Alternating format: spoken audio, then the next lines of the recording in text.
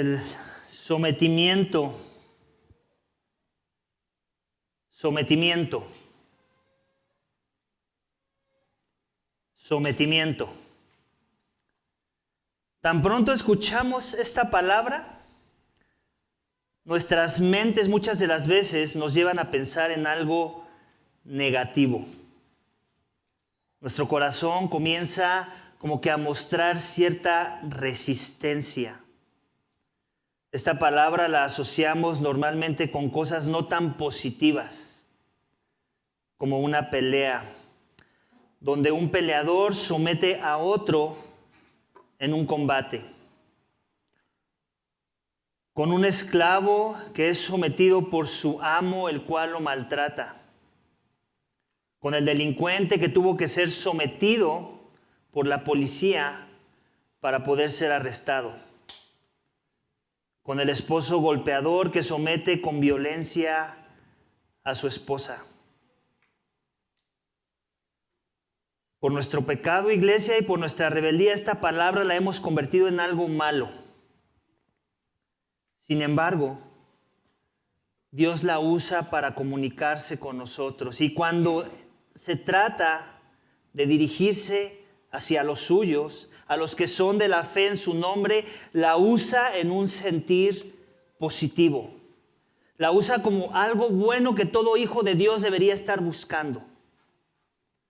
El sometimiento en la Biblia y desde la perspectiva de Dios, iglesia, revela a alguien que tiene la fe en el Dios verdadero.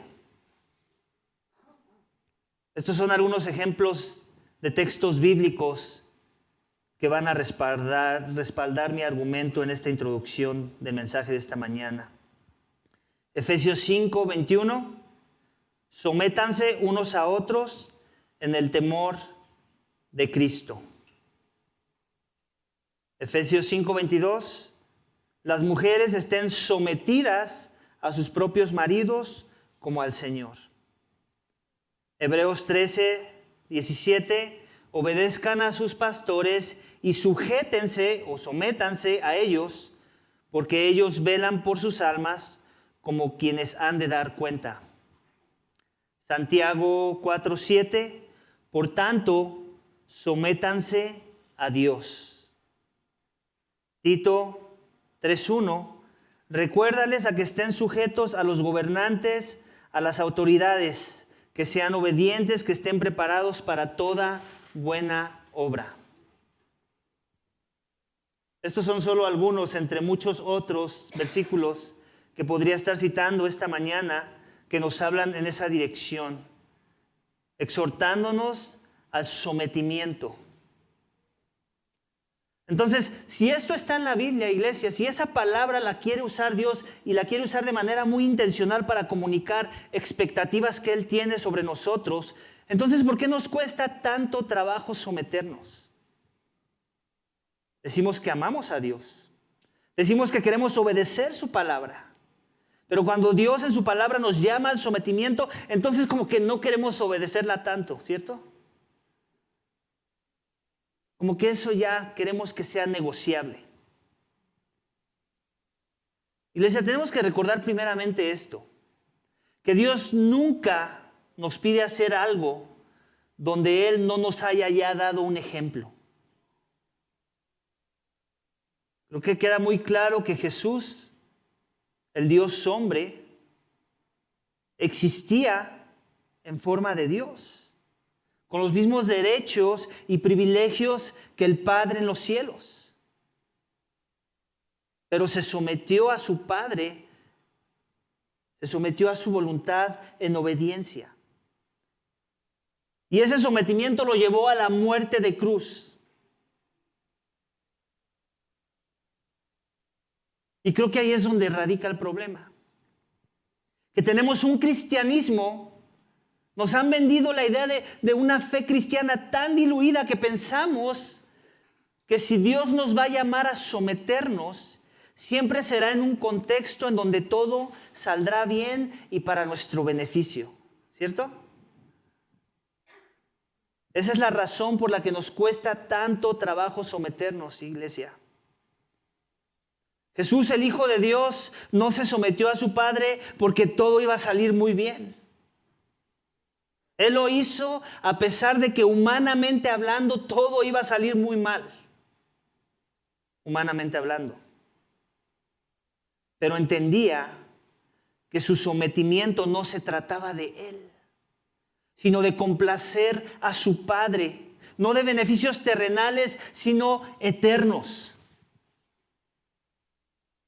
Iglesia, nuestro texto esta mañana nos va a exhortar en esta dirección, la del sometimiento. El título de mi mensaje esta mañana es el siguiente y lo tienes en la pantalla. Una fe en acción es una fe que se somete a Dios.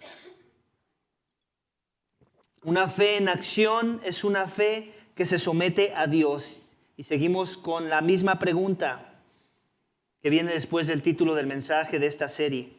¿Se somete cómo? Si tengo una fe que se somete, si mi fe es en acción y digo que se somete, ¿cómo se somete? Vamos a ver el primer aspecto de nuestro texto esta mañana de Santiago, de la sección que acabamos de leer, capítulo 4, versículos 1 al 12, y nos vamos a enfocar en el primero de ellos, versículos 1 al 3. Acompáñame a leerlos nuevamente. Inicia con esta pregunta. Santiago 4, versículo 1, ¿de dónde vienen las guerras y los conflictos entre ustedes? ¿No vienen de las pasiones que combaten en sus miembros? Ustedes codician y no tienen, por eso cometen homicidio. Son envidiosos y no pueden obtener, por eso combaten y hacen guerra. No tienen porque no piden. Piden y no reciben, porque piden con malos propósitos para gastarlo en sus placeres. Normalmente, iglesia, esto no sucede, pero si nos hicieran esta pregunta cada que tenemos problemas con alguien más y nos dijeran, ¿de dónde vienen las peleas y los conflictos entre ustedes? Lo más probable es que estas serían algunas de nuestras respuestas. De su pecado, de su inmadurez, de su soberbia, de su orgullo, de su niñez, de su egoísmo, de su altivez, de su insensatez, de su maldad. Muy pocas veces, o más bien ninguna, me atrevo a decir, diríamos algo como de mis pasiones que combaten dentro de mí, de mi egoísmo, de mis pasiones carnales. ¿O alguna vez te has cachado? ¿Tienes memoria de haber respondido mentalmente? ¿Por qué el problema con esa persona o personas o iglesia entera a veces? Iglesia, una fe en acción es una fe que se somete a Dios. ¿Se somete cómo? Este es el primer énfasis de nuestro texto esta mañana, muriendo a las pasiones de la carne. Iglesia, el llamado que Cristo hace a su comunidad de fe nunca ha sido distinto. Siempre ha sido a morir a tu persona. Niégate a ti mismo. Toma tu cruz. ¿Cuál es el simbolismo de la cruz sino muerte? Jesucristo te está llamando a metafóricamente morir, pero no metafóricamente para que quede en una enseñanza, en algo adornado, poético. En verdad nos está llamando a morir a las pasiones que nos dominaban antes de venir a la fe en Jesús. Tenemos que morir a esta carne, a este cuerpo corrompido que se ha acostumbrado tanto al pecado y que necesita comenzar a desacostumbrarse. Y Santiago nos quiere ayudar a llevar esa fe a la práctica, una fe en acción. Y entonces nos hace esta pregunta. Es una pregunta que nos da como con la esperanza de que la consideremos, porque muy probablemente no la hemos considerado a la luz de nuestros problemas en esta vida. Y le queremos echar la culpa a otros y decimos de su esto y de su otro y nos la pasamos acusando y señalando a los culpables, pero se nos olvida que cuando señalamos al culpable hay 3 dedos apuntando hacia mi persona. Y nos dice, ¿de dónde vienen las guerras y los conflictos entre ustedes? ¿No vienen de las pasiones que combaten en sus miembros? De esa carne, de esas inclinaciones en las cuales antes vivías, a las cuales estabas acostumbrado, que era de manera natural una inclinación de tu persona. ¿No vienen de ellas? Del egocentrismo, del yo. ¿Recuerdas la semana pasada que vimos que se le trataba de yo y Dios te salva de eso? Dios salva a sus hijos del yo y ahora se trata de Él y de los demás. Pero hay esa lucha. Y Santiago entiende esa lucha, él mismo la vive, por eso es que se atreve a hacer una afirmación tan certera, porque él mismo está en ese proceso de santificación y sabe que hay una guerra dentro de su corazón.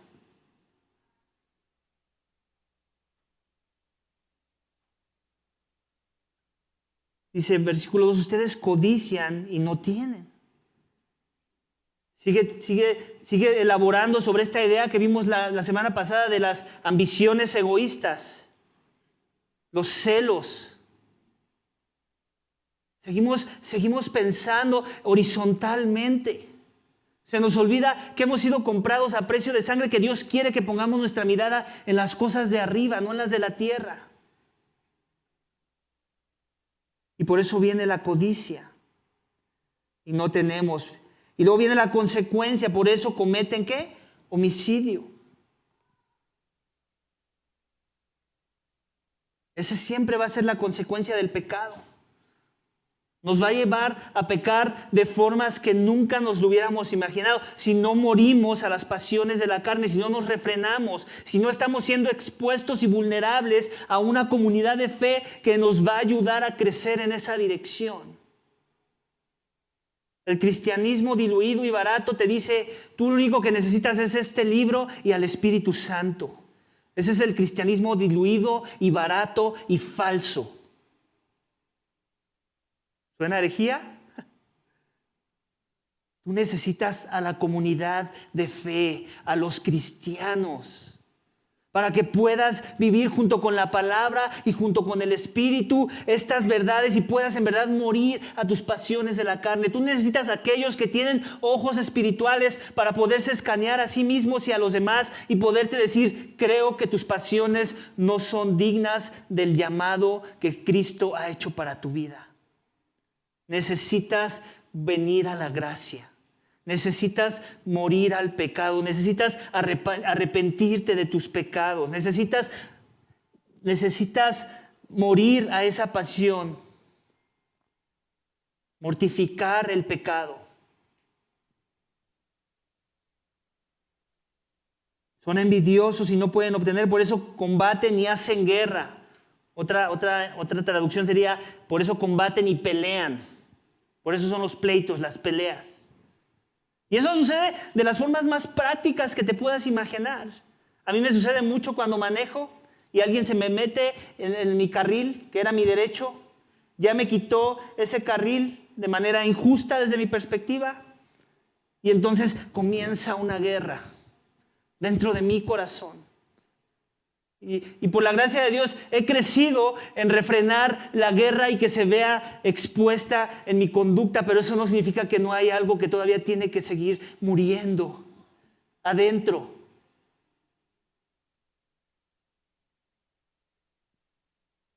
En la semana estaba yo teniendo una rendición de cuentas con algunos de ustedes y les contaba cómo es que mandé a hacer esta gorra que traigo, el bordado, y me entregaban lo que yo llamaría una porquería de trabajo.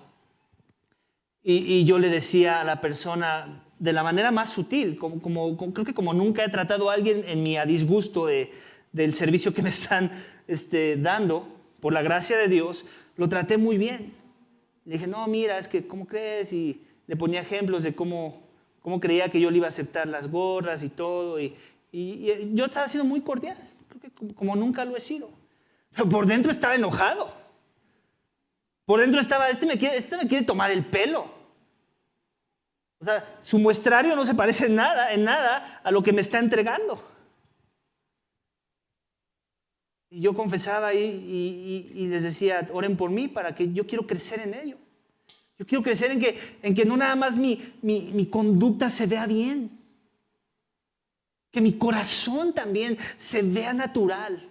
Que estoy muriendo a estas cosas que a veces se apoderan de mí y me hacen combatir por dentro. Quiero que sea natural amar a los que están hechos a la imagen y semejanza de Dios. En verdad amarlos aún en medio de sus deficiencias, de sus errores, de su mal trabajo. Es a ese nivel que Dios quiere que trabajemos en nuestros corazones. Iglesia, no nos conformemos con vernos bien. Eso es lo que hace el religioso. Ay, me vi bien. Apapáchenme, apláudanme, que suenen las fanfarrias. ¿Qué hay aquí adentro? ¿Qué hay en las pasiones del corazón? Esas cosas ocultas que solamente Dios puede ver y que tú sabes que están ahí. A las que Dios te está llamando a morir, para que para que haya paz en tu corazón, aún en medio de la injusticia, aún en medio del mal servicio de alguien más, aunque te estén tomando el pelo. Es allí a donde Dios quiere que sus hijos vayan, iglesia. Él no quiere menos. Se trata de su gloria, no de la tuya, no se te olvide. Se trata de que Él se vea bien en ti. Por fuera y por dentro. No nada más por fuera. No nada más como tumbas bien lavadas por fuera. Él quiere hacer cirugía en tu corazón, en mi corazón. Luego nos dice, no tienen porque no piden. Piden y no reciben. ¿Por qué? Porque piden con malos propósitos para gastarlo en sus placeres. Muchas veces por eso viene la frustración a nuestras vidas. Por eso es que la carne sigue ganando terreno en nuestros corazones. Porque las cosas que queremos, el respeto que queremos, la autoridad que queremos, los beneficios que queremos, tienen el fin último de beneficiarnos a nosotros y a nadie más. Se trata de mí. Y cuando no lo obtengo, me enojo, me enfurezco. Y aparte justifico mi furia porque tengo el derecho. Como tal vez yo lo pude haber hecho en mi corazón ese día, con las gorras. No se lo dije, pero me da ganas de decirle, pues si no me lo estás regalando. Estoy pagando por esto. Y otra vez, no estoy diciendo que no hay lugar para defender aspectos de los tratos que hacemos. No estoy diciendo quedémonos callados y perdamos nuestros dineros. No estoy diciendo eso. Lo que estoy diciendo es que podemos defender causas justas y dignas y que van a glorificar a Dios en nuestras vidas con un corazón humilde, con un corazón nada aferrado a las cosas de este mundo. Que si al final salimos perdiendo, pero ganamos el hecho de haber mortificado la carne, entonces hemos ganado más de lo que creemos que hemos perdido. Y es que de eso se trata la fe cristiana. De preparar un corazón para aquel día en el que vamos a contemplar a nuestro Señor y que nos va a invitar y nos va a dar acceso total a su presencia. Y nos va a decir, bien hecho, siervo fiel, pasa al gozo de tu Señor. Y en verdad te vas a poder gozar de manera natural, porque nada de este mundo te trajo gozo. Tu gozo tú lo estabas buscando en aquel día, cuando Cristo regresa. Amén. Dejemos de pedir, iglesia, para gastarlo en nuestros placeres. Muchas veces me da tristeza cuando escucho a personas decir, pero es que Dios no me responde esta oración. ¿Y te has puesto a considerar la posibilidad de que no te la responde porque tiene una motivación horizontal y egoísta centrada en ti? ¿Te has puesto a pensar en la posibilidad de que tal vez ni siquiera es algo bíblico lo que estás pidiendo y por eso es que no encuentras respuesta? Porque si tú eres en verdad un hijo de Dios, adivina qué. Él te va a dar las cosas que sabes que necesitas, no las que tú quieres. Y normalmente así es con Dios. Él nos da lo que necesitamos, no lo que queremos. Si en el que confiamos es en el Dios de la Biblia. Los dioses de este mundo, los ídolos falsos paganos, esos dioses que son creación de nuestra imaginación, esos dioses sí, veles con tu lista de regalos, con tu lista de cosas que alimentan la carne y no necesariamente te van a ayudar a morir a la carne. Muchas de las guerras, iglesia, que hay en nuestros corazones tienen ese fundamento del combate que hay aquí adentro. Queremos un respeto que Dios nunca nos prometió. Queremos un privilegio que Dios nunca dijo que nos iba a dar. Queremos una posición, queremos un nivel de influencia, queremos muchas cosas que Dios nunca dijo que iban a estar ahí cuando nos dijo, sígueme. Que el mundo nos ha vendido y nos ha hecho pensar que merecemos. Pero Cristo ya lo dio todo. Ya no hay nada más que te pueda dar. Él lo que espera a ti ahora es una actitud de agradecimiento. Una postura humilde. Decir gracias, gracias por la cruz. Gracias. Bástame tu gracia. Eso es lo que anima al cristiano. Eso es lo que nos ayuda a perseverar aún en medio de esos momentos donde pareciera que hay injusticia en nuestra contra. Algo que a mí me ayuda muchas de las veces cuando soy tratado mal o no soy tratado de la forma que yo hubiera esperado es, Señor, me merezco eso y peor. Es recordarme eso, que en verdad yo merecía el infierno mismo. Yo merecía vivir separado de la presencia de Dios por la eternidad. Y si alguien me da una pizca de eso en su conducta o en su manera de tratarme o en la forma en la que se dirige hacia mí o piensa de mí o habla de mí frente a los demás, soy eso y peor. Y eso me ayuda a enfocarme en las cosas que Dios quiere que me enfoque. Amén. Así que ese es el primer énfasis, iglesia, muriendo a las pasiones de la carne. Es así como yo puedo mostrar una fe que se somete a Dios. Cuando estoy siendo intencional en morir a estas cosas que se alojan aquí, que nadie puede ver, pero que si tuvieran los ojos de Jesús, verían una guerra. Vamos al siguiente énfasis, versículos 4 al 6. Oh almas adúlteras. Tengo que corregir el énfasis que Santiago hace aquí. Oh almas adúlteras. ¿No saben ustedes que la amistad del mundo es enemistad hacia Dios? Por tanto, el que quiere ser amigo del mundo se constituye enemigo de Dios. ¿O piensas que la Escritura dice en vano, Dios celosamente anhela el Espíritu que ha hecho morar entre nosotros? Pero Él da mayor gracia, por eso dice, Dios resiste a los soberbios, pero da gracia a los humildes.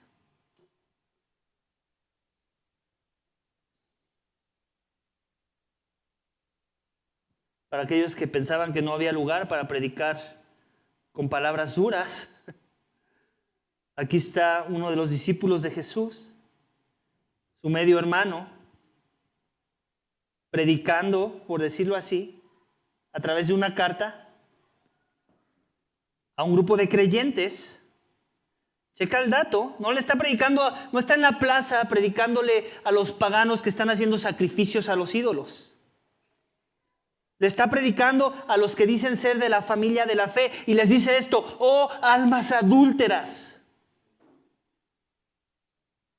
Nos lo dice a nosotros esta mañana. Mira, iglesia, Dios no tiene nada en contra de las pasiones que salen de nuestro corazón, siempre y cuando éstas se alineen a las pasiones que salen de su corazón. O sea, la palabra pasiones no es pecaminosa, siempre y cuando las pasiones estén alineadas hacia las cosas de arriba. Cuando nuestras pasiones, claro, no se parecen a las que Dios posee, entonces, desde la perspectiva de Dios, somos unos adúlteros espirituales. Mira que la palabra adulterio es una palabra fuerte. Aún los impíos, aún aquellos que no profesan la fe en Dios, condenan el adulterio. Todavía vivimos en esos tiempos donde por la gracia de Dios, aún aquellos que no temen a Dios condenan esas cosas. Llegará algún día en el que eso va a ser una celebración. Y ya lo está haciendo en algunos círculos. Pero todavía la gracia de Dios, la gracia común de Dios, permite aún a los paganos, aquellos que no han doblado su rodilla a Jesús, ver el adulterio como algo malo. Entonces, desde la perspectiva de aquel que no conoce a Dios, el adulterio es malo, pero desde la perspectiva de Dios, el adulterio va más allá de serle infiel a tu pareja. Esa simplemente es una expresión del adulterio espiritual que ya existía en el corazón de la persona en contra de Dios. Todo pecado es adulterio, ¿sabías? ¿Por qué? Porque estás mostrando fidelidad a algo más que no es Dios. Estás encontrando satisfacción en algo que no te dijo Dios que debías encontrar satisfacción. En algo que Dios no instituyó para que tú encontraras tu gozo y tu satisfacción en Él. Como el adulterio. Entonces, toda desviación, todo pecado, toda cosa que no se somete a la voluntad de Dios en nuestras vidas es adulterio espiritual. Y por eso Santiago no tiene ningún problema de llamarle a la comunidad de creyentes almas adúlteras. Porque él está consciente de que cuando no estamos mortificando los deseos de la carne, cuando no estamos muriendo a las pasiones de la carne, estamos cometiendo algún tipo de adulterio espiritual. Hay adulterio en nuestros corazones. Ese somos tú y yo esta mañana, adúlteros de corazón cuando pecamos en la semana. Si así viéramos el pecado comúnmente, creo que pecaríamos menos. Si cada que pecamos y caemos en la tentación, nos hiciéramos esta reflexión mental y dijéramos, acabo de cometer adulterio. Yo creo que eso que ayudaría un poco a crecer en el temor de Jehová. A crecer en el dolor que nos debería de traer el pecado cuando pecamos en contra de uno tan bueno, tan paciente, tan amoroso, tan santo, tan misericordioso, tan lleno de gracia y de verdad. Dice Santiago, oh almas adúlteras. Y dice de forma que una fe en acción es una fe que se somete a Dios. Se somete como viviendo para las pasiones del Espíritu. Muriendo para las pasiones de la carne. Y en contraste, ¿cómo combatir eso? Viviendo para las pasiones del Espíritu. De eso nos habla el texto. Dice, oh almas adúlteras, ¿no saben que la amistad del mundo es enemistad hacia Dios? Jesucristo lo puso en palabras más simples. El que no está conmigo está en mi contra. El que no está enfocado en las cosas del reino, está enfocado en las cosas del reino de este mundo. Del reino de las tinieblas. Del reino de Satanás. Iglesia, ¿dónde está nuestra amistad esta mañana? ¿Con qué nos estamos asociando más esta mañana? ¿Con las cosas del mundo o con las cosas que nos acercan a Dios? Porque acuérdense que Santiago es bien práctico. Él no nada más quiere que de nuestras mentes y de nuestras bocas salgan, no, para mí Dios es la prioridad en mi vida. Ajá, vamos a hacer un test, vamos a hacer un examen, vamos a evaluar esas palabras, vamos a ponerlas en escrutinio. Y hagamos una lista de dónde pasas la mayor parte de tu tiempo. De cuáles son las cosas que consumen más tu mente. De cuáles son las cosas con las que te alimentas, de las que te alimentas más. De cuáles son las cosas en donde más pones tus ojos. Y si las respuestas que encuentras ahí no son la palabra de Dios, la oración, la congregación de los santos, las buenas obras, entonces muy probablemente tus palabras se derrumban. No se sostienen bíblicamente hablando. Porque iglesia, es verdad, el hacer todas esas cosas también las puede hacer el religioso. Pero no por eso las vamos a dejar de predicar, porque son verdad. Dios cuando cambia el corazón de la persona, Esa persona es una nueva criatura en Cristo. Ahora ya no vive para sí, vive para aquel que dio su vida por él. Aquel que fue comprado a precio de sangre, ahora vive para aquel que dio la sangre. Y ya no vivimos más para nuestras pasiones, vivimos para las pasiones que hacen que el corazón de Dios lata a nuestro favor. ¿Te das cuenta? Dios no tiene nada en contra de las pasiones cuando éstas no son torcidas. Él no quiere que tu amistad y te alinees a la corriente de este mundo. Él quiere que vayas contra este mundo, que seas contracultura en la forma en la que vas a vivir el evangelio, de tal forma que cuando alguien te vea diga, ¿y este loco quién es? ¿Este extraterrestre de dónde salió? Pero no porque eres una persona rara, porque yo he conocido gentes que se dicen ser cristianas y son raros. Hasta yo me quiero alejar de ellos.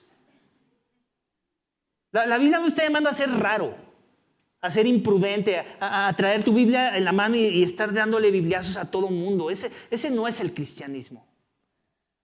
La Biblia te está llamando a vivir una vida distinta, diferente, que marcha en otro tono y que se enfoca en la gloria de Dios. Que todos los cambios que vienen en tu vida tienen esa motivación detrás, su gloria. Se trata de Él, es para Él. Yo existo, pero existo por Él. De Él, por Él y para Él son todas las cosas, incluyéndome a mí. Que no soy cualquier cosa ante sus ojos. Soy el tipo de cosa por la cual Cristo tuvo que derramar sangre. Para que hubiera nuevas motivaciones en mi corazón, para que esos anhelos, esas pasiones, esos deseos ahora fueran encendidos, pero en una dirección opuesta a la que se encendían antes. Una dirección que trae gloria a Dios, que lo exalta a Él. Para que yo viva para algo en verdad que vale la pena vivir. Algo sublime. Y adivina qué, Dios es tan misericordioso, tan amoroso, que no quiere que lo hagas en tus fuerzas, porque si no vas a terminar siendo el fariseo del siglo XXI. Que todavía existe, el fariseísmo no ha acabado. Lo leemos en las Biblias, pero hay un legado y existe aún dentro de las iglesias, muchas de ellas que se dicen ser cristianas. No es ese tipo de comunión que Dios quiere que tengamos con Él. Él quiere en verdad ver a gente muriendo a ellos mismos. Que cualquiera que los ve diga, Él está muriendo, le está costando trabajo, sí. No le está haciendo fácil, pero veo que eso está buscando. No quiere amistad con este mundo, odia las cosas de este mundo. El cristiano es llamado a odiar cosas, ¿sabes? Las cosas de este mundo. Las cosas que lo apartan de Dios. Las cosas que se interponen entre su relación correcta con su Creador, con aquel que dio la vida por él.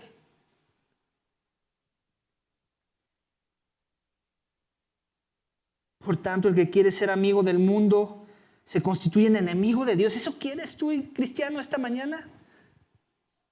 Que cuando Dios te voltea a ver y vea el sacrificio que su Hijo Jesucristo hizo por ti y diga, ¿qué es esto? ¿No lo reconozco? ¿No parece un amigo de mi Hijo Jesús? Más bien parece un enemigo mío. Qué horrible pensamiento pensar eso. Que Dios te ve desde los cielos y no ve a un amigo sino un enemigo. ¿Por qué? Porque hay más afinidad con las cosas del mundo que con las cosas que me acercan a Dios. Qué pensamiento tan horrible. Y si eso está sucediendo, entonces ¿por qué no llegar a mejores conclusiones? Tal vez soy amigo del mundo, tal vez me deleito en las cosas del mundo, tal vez el mundo no tiene nada en contra de mí y yo en contra del mundo. ¿Por qué? ¿Por qué? Creo que la respuesta la tenemos todos en la cabeza, ¿cierto? Porque soy de este mundo. Porque Cristo no ha hecho la diferencia en mi vida. Porque mi pecado no lo he visto de la forma en la que debería de verlo esta mañana. Porque su gracia no me es tan atractiva como debería de serlo.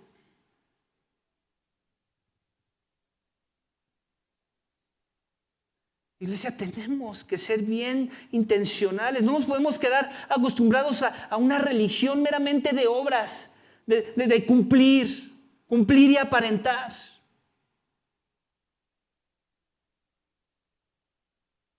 Dios está cansado de ese tipo de devoción a su persona. Cumplir y aparentar, cumplir y aparentar. Él quiere entrega total, iglesia. Él quiere que tus pasiones sean desbordadas, pero hacia Él. Él quiere que tus pasiones sean motivadas, pero no por ti, sino por el Espíritu Santo que mora en ti. Y eso es lo que nos dice.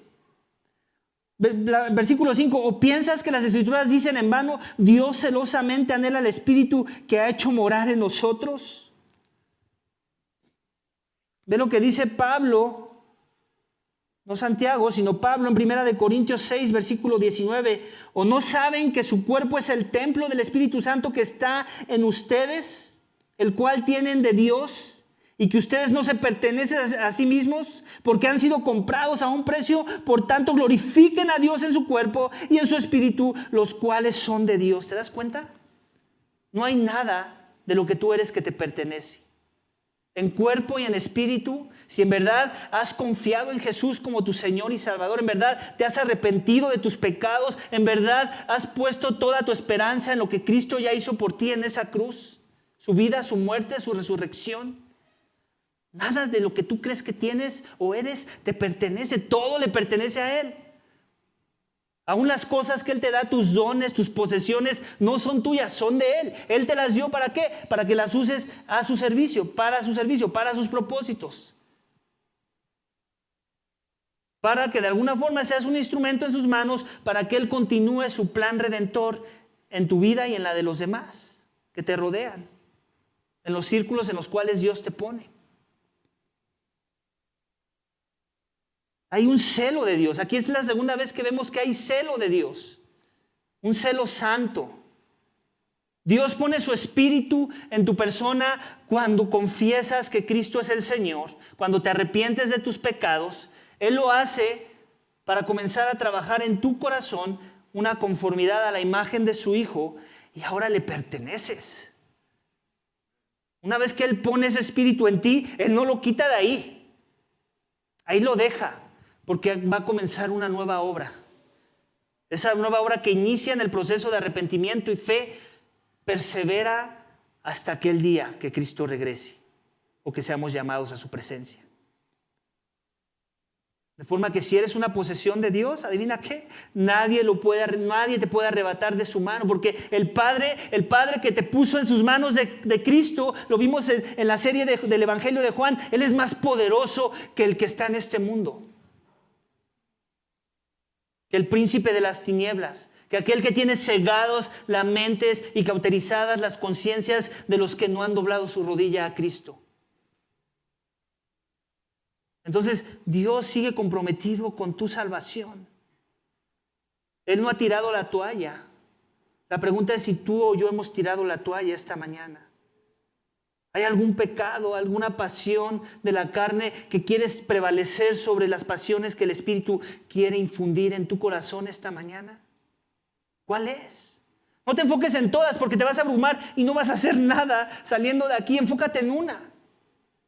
¿Qué cosa que yo sé que Dios quiere ver en mí? ¿Qué aspecto de las motivaciones que el Espíritu provoca en los hijos de Dios, Dios quiere que comience a vivir de manera natural, donde la aplicación se note? Y tal vez son cosas tan simples como orar más. Necesito ser más intencional en mi compromiso a la oración, más disciplinado. Es más, te la voy a poner más simple. Tal vez simplemente significa dar prioridades sanas a mi vida. Y que esas prioridades se noten en las cosas, en cómo las vivo. Aún el llegar temprano, lo voy a volver a repetir. ¿Por qué repito cosas tan sencillas como el llegar temprano? Porque si llegar temprano, ser puntual, no es una aplicación fácil de vivir, entonces, ¿para qué te digo las demás? Porque si llegas temprano cuando vas al partido de fútbol, ¿cierto? O al concierto, o aún a la cita del doctor, si es que hay que formarse para sacar ficha. O a la línea que se hace para tomar el transporte, quieres asiento, entonces llegas más temprano para no irte parado. O sea, son cosas tan simples que revelan ciertas prioridades en nuestras vidas, ¿cierto? Y nos esforzamos para esas cosas. Y ahí no tenemos ningún problema. Pero cuando se trata de comprometerme a Dios, de que las cosas y las pasiones que desbordan de mí revelen que estoy enamorado de Jesús, de su obra redentora, de lo que Él ya hizo por mí, de lo que Él ya ganó, que yo nunca pude haber ganado. Cuando en verdad entiendo el Evangelio, ahora vivo el Evangelio. Vivo las implicaciones del Evangelio. Y ahora obedezco, ahora me someto a Dios. No va a ser fácil. Muchas veces no va a venir natural. Pero se va a notar que estoy buscando eso. Se va a notar, iglesia, se tiene que notar.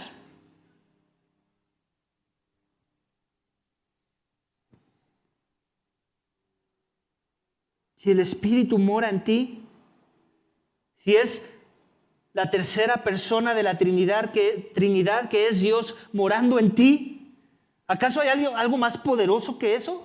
Para motivarte, para alentarte, para ayudarte a vencer la tentación, el pecado, la flojera espiritual en tu corazón. Es el Espíritu, estamos hablando del Espíritu Santo de Dios. Sería blasfemo pensar que no puedo vivir la fe cristiana, pero digo que tengo el Espíritu Santo en mí. No tiene congruencia esa declaración. El Espíritu Santo te va a humillar a reconocer tu necesidad, para que pidas sabiduría a Dios y Él no te la va a negar, porque para eso Dios lo puso ahí, para que incite en ti esos anhelos, esos deseos, y una vez que lo expreses, que reconozcas tu debilidad, entonces diga, eso es lo que quiero, dependencia a mí.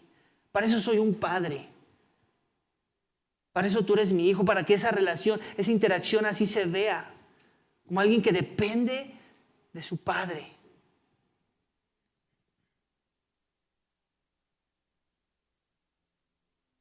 ¿Y cómo lo hace Dios? No nuestras fuerzas, versículo 6, pero Él da mayor gracia. La salvación es por gracia, por medio de la fe. La santificación es por gracia, por medio de la fe. Eso no está en la Biblia, es una frase que me acabo de inventar, pero tiene fundamento bíblico. La santificación es por gracia y sigue siendo por medio de la fe.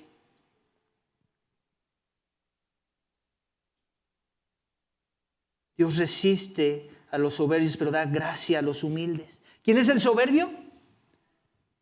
El que no busca a Dios. El que en su búsqueda, en su falta de buscarlo a Él, revela que no ve su necesidad de Él. El que no ora, el que no lee la palabra, el que no da un tiempo correcto y prudente a buscarle a Él. El que no tiene las prioridades sanas que debería estar buscando yo en mi vida. Ese es un soberbio. La soberbia no creas que es así de, Dios, yo no te quiero en mi vida. No es así. Es más sutil que eso. Es mucho más sutil que eso.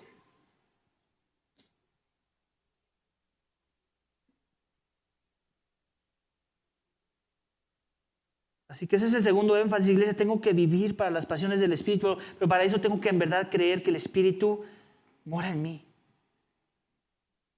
El Espíritu me lleva primeramente al Evangelio, me trae libertad de saber que no hay nada que tengo que hacer para agradar a Dios, que Cristo ya lo hizo todo por mí.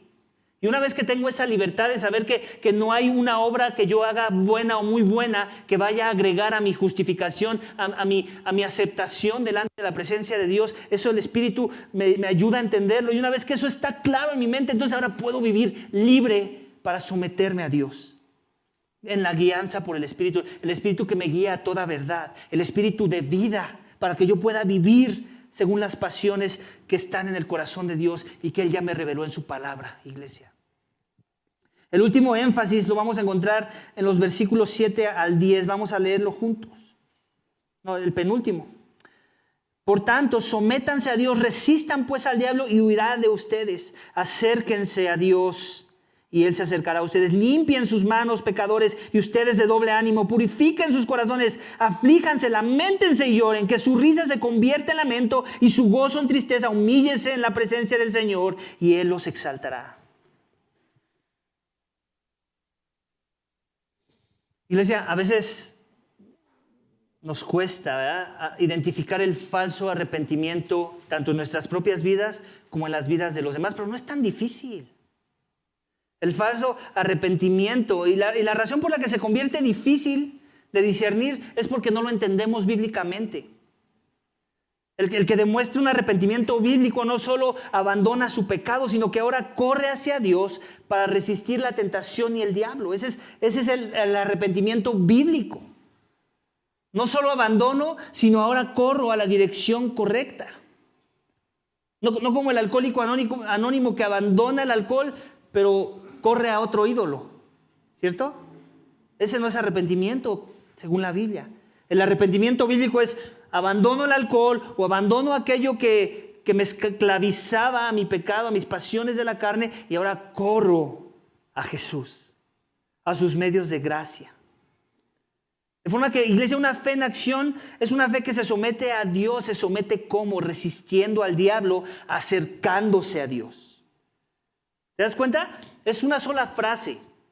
Resistiendo al diablo, y no dice y acercándose a Dios. No los queremos separar.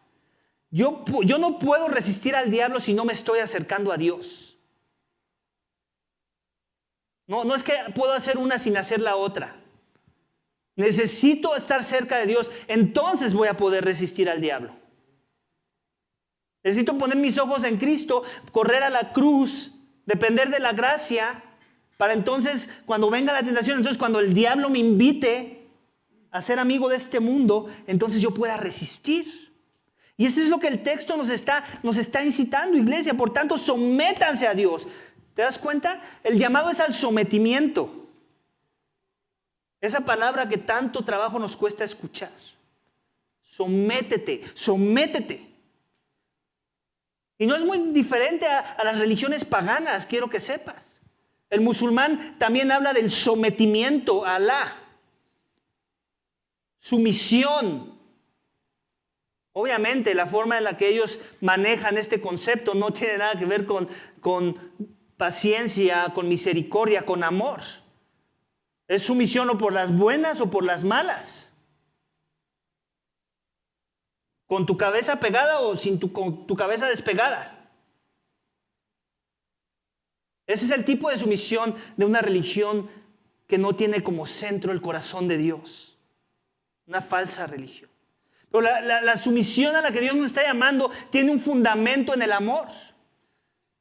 En el amor que ya se nos mostró en Cristo Jesús, que se sometió a la voluntad de su Padre y que le dijo: Padre, si fuera por ti, pasa esta copa, pero que no se haga mi voluntad sino la tuya. Si fuera por mí, perdón, pasa de mí esta copa, pero que no se haga mi voluntad sino la tuya. ¿Te das cuenta? El Hijo se sometió en obediencia al plan redentor. Y una vez que Él consuma esa redención en nuestras vidas, una vez que hemos entendido que Cristo es nuestra más grande necesidad, porque nuestro pecado es nuestra más grande enemigo y nos separa de Dios, y Cristo lidia con el pecado en esa cruz, y el que no cometió pecado es visto como pecado, y Dios castiga el pecado en su ser, y por eso es que dice: Dios mío, ¿por qué me has abandonado? Porque el Padre abandonó a aquel que era visto como pecado, como un sustituto para que tú no fueras abandonado. Pero ahora, si eso es verdad, si Cristo es tu redención, si Él es tu justificación, si Él es el sacrificio que se dio por tus pecados, ahora va a haber resistencia en tu corazón. Ahora te vas a querer someter a ese Señor tan amoroso, que no te vino a degollar para que te sometieras, sino que Él mismo fue atravesado, fue clavado, fue vituperado. Y si no es ese amor lo que hace que te quieras someter, entonces no hay nada en este mundo que te ayude a pensar en la posibilidad de quererte someter. Por eso inicia con eso: acérquense a Dios y Él se acercará a ustedes. ¿Te das cuenta que sí, Dios es el que nos busca en primera instancia, pero una vez que su Espíritu mora en ti, también debe haber una reciprocidad de tú buscarlo a Él? Aquí Santiago no está diciendo: no, tú no buscas a Dios, no te preocupes, Él te va a buscar. Yo no veo eso. Hay una responsabilidad humana y dice: acérquense a Dios. ¿Adivina qué? Yo te garantizo que Él se va a acercar a ti. Y no porque esté lejos, sino porque Él ya está ahí esperando a que lo voltees a ver. Dios ya está ahí. Lo único que necesitas es voltear la mirada y saber que está esperándote ahí con los brazos abiertos.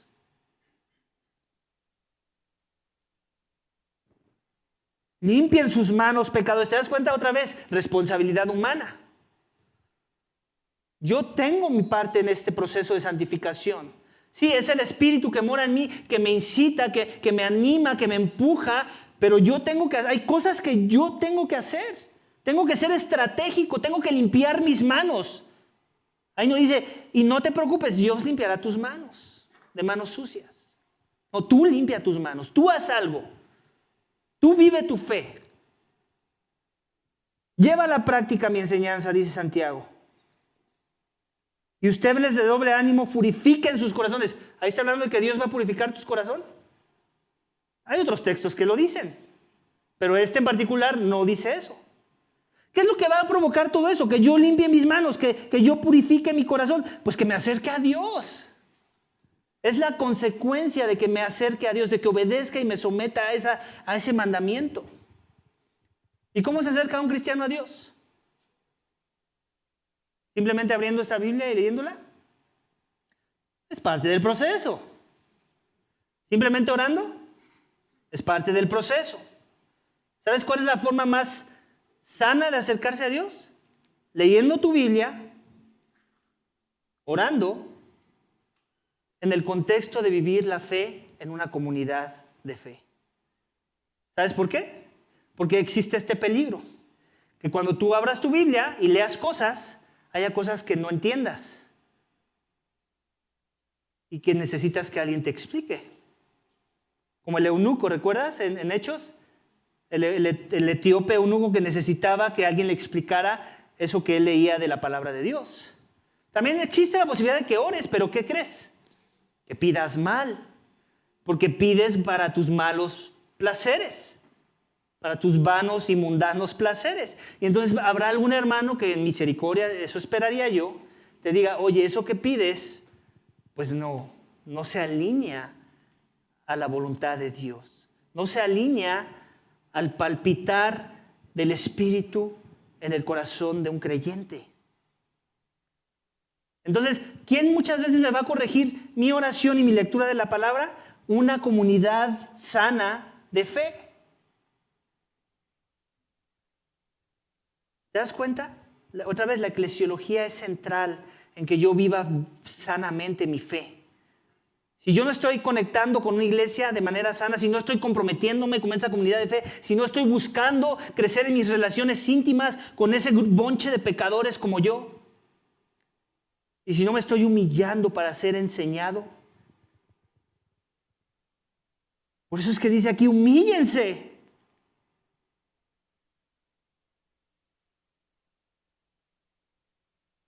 Dice, por tanto, sometan, dice, Dios resiste a los soberbios, pero da gracia ¿a quién? A los humildes. Si tú quieres en verdad poderte lavar las manos y tener un corazón dispuesto a Dios, necesitas humildad. Si tú piensas que ya llegaste a la cima, no has ni siquiera tocado las faldas de la colina. Si tú piensas que no necesitas tanto la iglesia, pues probablemente es porque no eres iglesia. Y necesitas venir a la gracia. Necesitas el perdón redentor. Necesitas humildad en verdad. Y luego dice, por tanto, sométanse a Dios. Humíllense ante la presencia del Señor y Él los exaltará. ¿Te das cuenta? Versículo 10. Si tú te humillas, ¿quién te va a exaltar? Dios, no tú. Existe esta tendencia en el cristianismo de nuestros días del promedio cristiano que quiere estar buscando que los demás lo exalten y ser exaltado por sus dones y aún por su pasión. A veces la pasión ya también se convirtió en un ídolo. Mi pasión por Dios se tiene que convertir en eso que me distingue, para que los demás me vean y me aprecien y se quieran parecer a mí. Tengamos cuidado con la sutileza de querer alimentar la carne, iglesia. El que se humilla se maneja con un bajo perfil. Pero no nada más el bajo perfil es suficiente, debe haber humildad, porque hay gente con bajo perfil que no es humilde, también quiero aclarar. Y eso se nota, no creas que nos engañas. El Espíritu nos da vida y nos ayuda a discernir esas cosas. Debemos de resistir al diablo, sí, pero ¿cómo? Acercándome a Dios, a su palabra, a la oración, a la iglesia local, iglesia. Esa es una trinidad de medios de gracia que si no están ahí en mi fe, con una que esté, imagínate un banco de 3 patas. Cuando tienes sus 3 patas bien alineadas, se sostiene y te puedes sentar en ese banco, ¿cierto? Quita una de ellas y ¿en qué se convierte? En algo inútil. No sirve para nada. Pues así es la fe, así es la perseverancia de la fe. Quita la iglesia, es inútil tu palabra y tu oración. Quita la oración, es inútil la iglesia y la palabra. Quita la palabra, son inútiles las otras 2. ¿Tiene sentido la ecuación? Necesito a las 3 para yo poder resistir al diablo, iglesia. Menosprecias una, estás muerto. No tienes chance de nada. Vas a fracasar en el intento. Amén. Último énfasis, iglesia. Yo sé que es un sermón largo, pero espero lo veas necesario para tu vida. Versículos 11 y 12. Hermanos, aquí te das cuenta, está hablando hermanos. No ha cambiado el tono, no ha cambiado las audiencias. Hermanos, no hablen mal los unos de los otros. El que habla mal de un hermano o juzga a su hermano, habla mal de la ley y juzga la ley. Pero si tú juzgas a la ley, no eres cumplidor de la ley, sino juez de ella. Solo hay un legislador y juez que es poderoso para salvar y para destruir. Pero tú, ¿quién eres que juzgas a tu prójimo?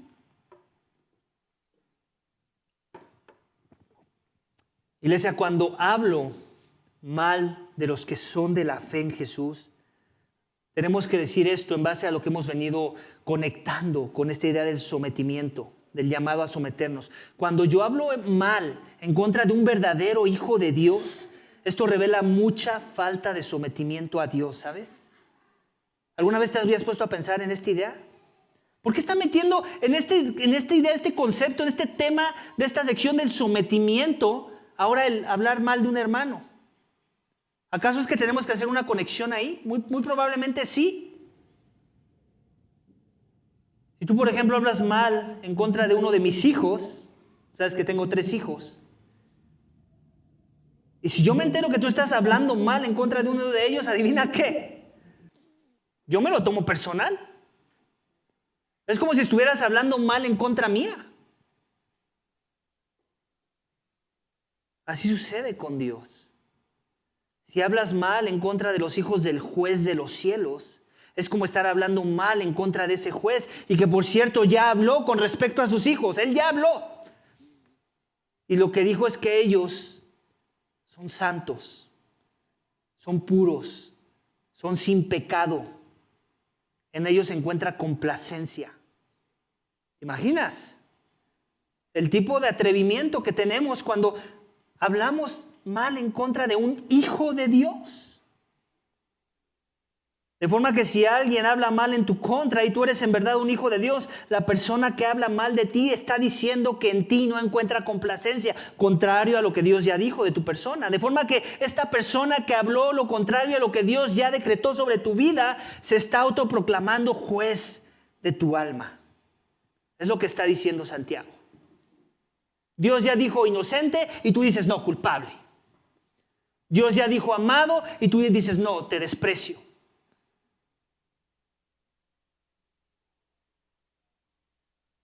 Dios ya dijo, no hay condenación, te condeno. Tal vez esa persona que ha hablado mal en verdad de un hijo de Dios ha sido tú o he sido yo en algún momento. Un verdadero hijo de Dios. Tenemos que tener mucho, sigue con el tema de la lengua. Santiago no ha bajado el estándar, simplemente está poniendo la aplicación. Refrena tu lengua. ¿Cómo? No hables mal de los demás. Simple. Como que no está tan complicada la cosa, ¿cierto? Nada más es decirle, Dios, dame la gracia. Tengo las ganas. Hay guerra en mi corazón. Quiero hablar mal de esa persona. Ayúdame, Señor. Refréname. Dame la gracia. Me quiero someter a tu señorío. Y Dios te va a exaltar. Dios te va a dar la gracia. Iglesia, una fe en acción es una fe que se somete a Dios. Se somete como hablando bien de los hermanos. Simple. Y aunque no sean hermanos, sabemos que hay falsos hermanos, falsos maestros, tampoco nos da derecho de hablar mal de ellos. Eso no está en contra de que hablemos verdad de ellos. O sea, si hay algo malo en ellos que es verdad, tampoco estoy diciendo no lo hables, porque tal vez eso es lo que va a guardar la unidad del cuerpo y lo necesitas hablar. O sea, tenemos que usar la sabiduría, iglesia, no nada más ir fatalistas a una dirección o a otra. No hablo mal. No, sí tengo que hablar. No tengo que juzgar. No, sí tengo que juzgar. No, hay un balance sano. Tienes que saber cuándo juzgar, cuándo no juzgar, cuándo hablar, cuándo callar, cuándo decir algo no necesariamente malo, pero que es verdad y que obviamente suena mal muchas de las veces. ¿Cuál es el contexto? ¿Con quién lo tengo que hablar? ¿Por qué lo tengo que hablar? ¿Cómo va a edificar al cuerpo? ¿Cómo va a representar a Cristo? ¿Cómo? Tengo que pasar por varios filtros antes de decir algo. Y pedirle la gracia a Dios de que me ayude a hacerlo con motivaciones correctas, humildes, guiadas por el Espíritu. Amén. Iglesia, por último, todo pecado es falta de sometimiento a Dios. ¿Ya quedó claro? Todo pecado es ser un adúltero espiritual, es idolatría espiritual. Jesús ya pagó por nuestros pecados. Él ya vivió el sometimiento que tú y yo no pudimos vivir. Él ya padeció el castigo que tú y yo merecíamos por ser insolentes y rebeldes. Él ya murió por tu rebeldía, por tu adulterio espiritual, por tus pasiones de la carne. Todo eso fue clavado en una cruz. Así es que ahora Él quiere traerte una nueva vida, con esperanza, con nuevas pasiones y nuevas motivaciones, para que ahora tu odio hacia los demás se convierta en amor por los demás. Y esta mañana, ese evangelio, esas buenas nuevas pueden ser tuyas si aún no has confiado en Cristo Jesús. Él ya se sometió por ti perfectamente para que tú vivas en libertad. Y cuando en verdad pones tu esperanza en Él, ahora la sumisión se te va a hacer más fácil. ¿Por qué? Porque Él va a comenzar a trabajar en ti en el poder de su Santo Espíritu las cosas de las que hemos hablado hoy. Él sí se sometió a autoridad, siendo Él mismo la máxima autoridad. Lo hizo en nuestro lugar, para que nosotros nos quisiéramos someter ahora a Él. Así que, iglesia, en conclusión mencioné que el sometimiento no es algo que se nos debió o que se nos dé de manera natural o con lo que asociamos, que le damos una asociación positiva. La realidad es esta, es que no se nos da el sometimiento porque los malos somos nosotros, no porque el sometimiento sea algo malo. Pero Jesús ya cambió ese corazón malo por un corazón que busca someterse a la verdad si ya has confiado en Jesús. Ahora Él quiere que tu fe en acción se vea revelada en que buscas el sometimiento primeramente a su persona y que ésta se refleje en el sometimiento a las demás cosas que Él te llama a someterte. Como los versículos que leí al inicio del mensaje y otras cosas que están en su palabra. Así que vamos a orar, iglesia, para que si tu sometimiento es casi nulo, entonces te sometas a Dios por medio del evangelio, de la gracia de su Hijo. Y que como resultado esto traiga un sometimiento a Dios en otras áreas de tu vida. Pero también oremos para que si ya te has sometido al señorío de Cristo, si en verdad Él es tu Señor y tu Rey, entonces el poder de su Santo Espíritu te dé la gracia de vivir estas áreas de sometimiento que vimos hoy en este mensaje, iglesia. Vamos a orar. Padre, te doy gracias. Gracias por tu palabra. Gracias por Santiago y aún gracias por la exhortación fuerte, Señor, que vemos en tu palabra, que Santiago nos da, donde nos dice que somos enemigos tuyos si estamos buscando amistad con las cosas de este mundo, donde nos dice que somos adúlteros de corazón si estamos buscando llenar nuestras pasiones con otras cosas que no eres tú, donde nos dice que nos falta humildad, que pedimos mal. Señor, perdónanos, porque eso es verdad. Muchas de las veces pedimos mal porque pedimos para nuestras propias pasiones. Es verdad, a veces nos vemos más como amigos de este mundo que como aliados tuyos, ciudadanos de un reino celestial. Perdónanos, Señor, ayúdanos a vivir nuestra ciudadanía en los cielos. No nos permitas bajar el estándar, ser flojos espirituales. No nos permitas abusar de tu gracia y pensar que porque cayó la gracia y porque la salvación no se pierde, entonces podemos vivir vidas paganas, adúlteras, que no se alinean a tu voluntad, que no se someten a tu señorío. Padre, yo ruego para que todos los que escuchan este mensaje hoy se sometan. Si es para salvación, para salvación. Si es para santificación, para santificación. Pero que nadie aquí se vaya pensando que puede seguir su propia agenda en sometimiento a su propia voluntad. Padre, gracias por tu evangelio, gracias por la cruz, gracias porque Cristo se sometió en nuestro lugar para que nosotros nos pudiéramos someter con alegría a tu persona. Te lo pedimos y te damos gracias en el nombre de Cristo Jesús. Amén.